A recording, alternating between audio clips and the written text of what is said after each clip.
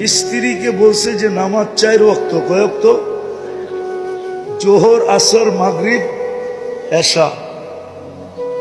তো নতুন জাপানি মেয়ে, জাপানিরা কিন্তু যেটা করে ওটা সিরিয়াসলি করে। সিরিয়াসলি বোঝেন? খুব গুরুত্ব দিয়া করে।